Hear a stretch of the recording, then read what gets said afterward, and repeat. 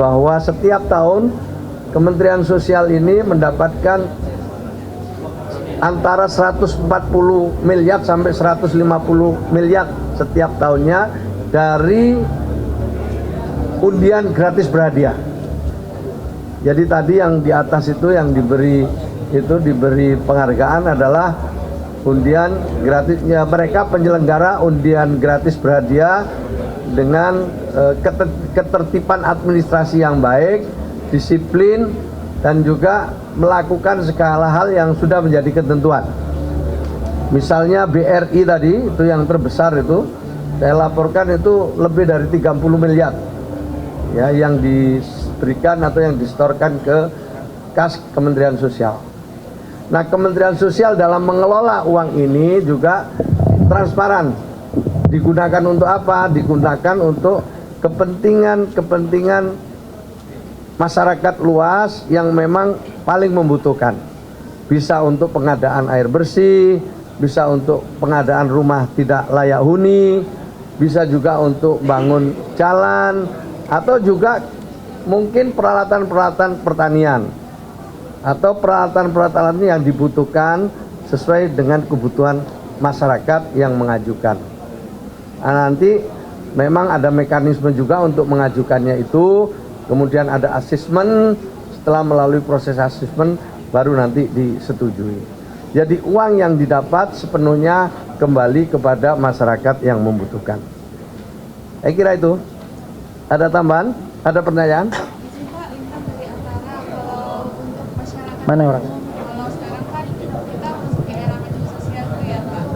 Biasanya masyarakat umum itu mengumpulkan uang atau menyelenggarakan misalnya undian gratis berhadiah itu lewat media sosial.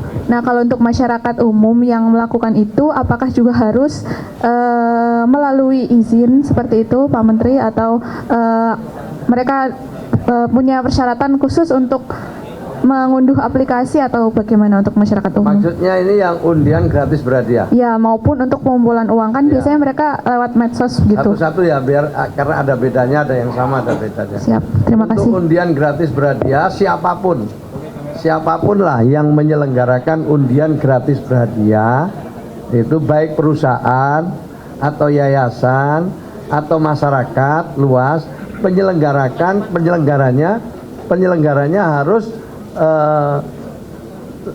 memberikan 10% dari nilai undian gratis itu.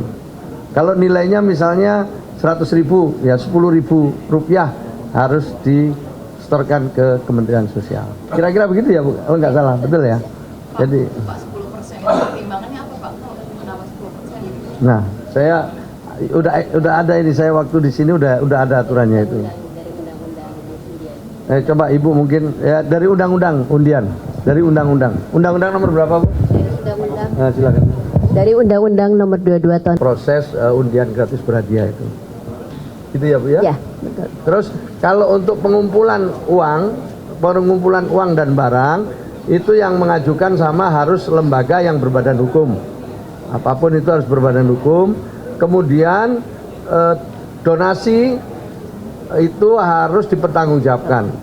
Kalau di atas 500 juta dia harus mengundang akuntan publik, ya kan? Kalau di bawah 500 juta cukup akuntan intern atau audit intern. Sudah cukup jelas aturannya itu. Kalau untuk pengumpulan uang dan barang. Jadi sebenarnya kalau ada pihak yang mengumpulkan uang dan barang, ya itu kalau tidak memiliki izin itu bisa diberi sanksi. Nah, nanti sanksinya Ibu bisa menjelaskan. Tapi saya ingin mengajak ya kepada semua pihak, mari kita ikuti semua ketentuan yang ada, biar di kemudian hari kita tidak menyisakan persoalan. Niat baik saja tidak cukup, tapi lebih daripada itu, yang berikutnya adalah taat kepada segala ketentuan yang ada. Oke, ada lagi? Cukup? Pak, untuk statement Pak Menteri terakhir kan kalau ada misalkan stakeholder yang ingin memberikan bantuan sosial agar melakukan ke medsos akan diberikan ke tujuan yang tepat sasaran Pak Menteri. Itu himbauan. Jadi himbauan ya, sekali lagi ini sifatnya himbauan bagi yang Bapak Ibu sekalian penyelenggara bantuan penyelenggara pengumpulan uang dan barang itu tentu dia bisa melakukan apa saja sesuai peruntukannya ya. Tapi kalau mau dengan Kementerian Sosial, kami akan menyediakan data dan sasaran yang bisa diintervensi oleh para penyelenggara pengumpulan uang dan barang. Nah, jadi silakan untuk diintervensi. Kalau ini sifatnya saran, himbauan, gitu, tidak wajib, gitu. Tapi ada range-nya nggak sih Bu? Atau semua nilai atau nominal harus dilaporkan gitu? Ya ada range-nya misalnya berapa juta atau siapa gitu?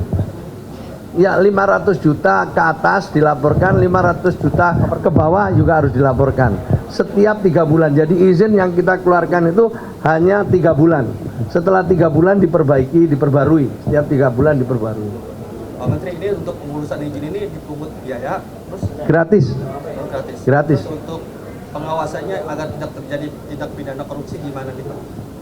Ya tentu kalau kami penggunaan uangnya yang kami terima itu tentu ada pemeriksaan baik BPK, BPKP maupun juga pengawasan internal kami lewat Irjen. Pasti diperiksa dan harus bisa kita pertanggungjawabkan apa yang kita kelola itu.